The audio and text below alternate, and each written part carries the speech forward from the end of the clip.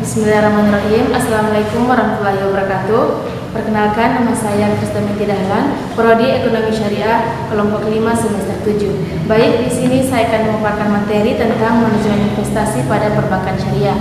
Langsung saja, yang pertama, pengertian bank syariah. Menurut Undang-Undang Nomor 7 Tahun 1998, yang dimaksud dengan perbankan adalah segala sesuatu yang menyangkut tentang bank, mencakup kelembagaan, kegiatan usahanya, serta cara dan proses untuk melaksanakan kegiatan usahanya. Sedangkan yang dimaksud dengan bank merupakan badan usaha yang menghimpun dan menyalurkan dana dari masyarakat dalam bentuk simpanan dan menyalurkan masyarakat itu dalam bentuk kredit atau bentuk lainnya dalam meningkatkan taraf hidup orang banyak. Selanjutnya, karakteristik dan fungsi bank syariah. Yang pertama, karakteristik bank syariah yang pertama itu modal sebagai penentu keputusan. Yang kedua di sini waktu yang tepat untuk mengambil keputusan. Yang ketiga di sini untuk memperoleh imbal atas beras jasa. Yang keempat, tidak membedakan antara sistem moneter dan sistem real. Yang kelima tidak menggunakan bunga. Yang keenam, beroperasi pada bagi hasil. Yang kedelapan itu asas utama yang terdiri dari kemitraan, keadilan, transparansi, dan universal. Adapun fungsi perbankan syariah, yang pertama di sini manajemen investasi.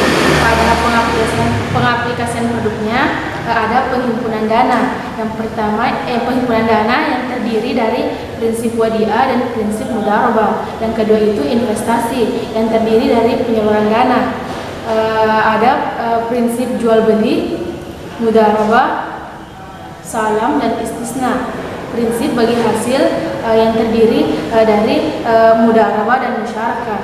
Yang ketiga itu pelayanan jasa, di mana di sini ada produk jasa yang terdiri dari wakalah, kafalah, rahan, kard, hawalah, dan syar.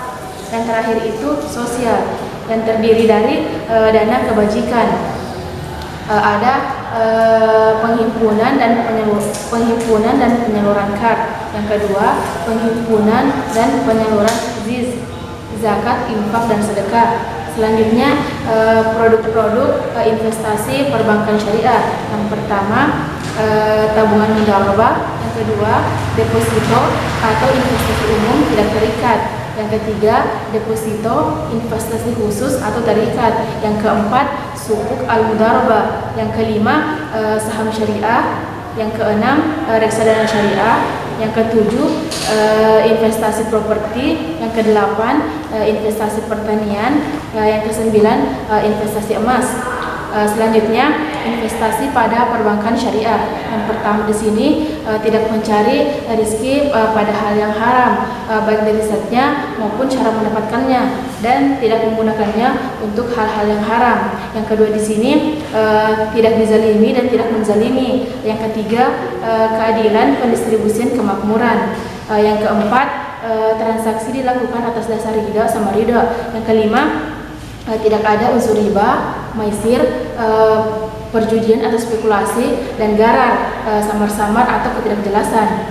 Selanjutnya, peranan perbankan syariah sebagai nazir. Di sini nazir merupakan pihak yang menerima harta benda wakaf dari wakif untuk dikelola dan dikembangkan sesuai dengan peruntukannya, di mana posisi nazir sebagai pihak yang bertugas untuk memelihara dan mengurusi harta wakaf yang mempunyai kedudukan yang penting dalam perwakafan. Adapun peranannya di sini, yang pertama, bank syariah sebagai nasib pertama, penyalur dan pengelola. Yang kedua di sini, bank syariah sebagai penerima dan penyalur. Yang ketiga di sini, bank syariah sebagai pengelola atau fund manager. Yang keempat di sini, bank syariah sebagai kustodi. Terima kasih.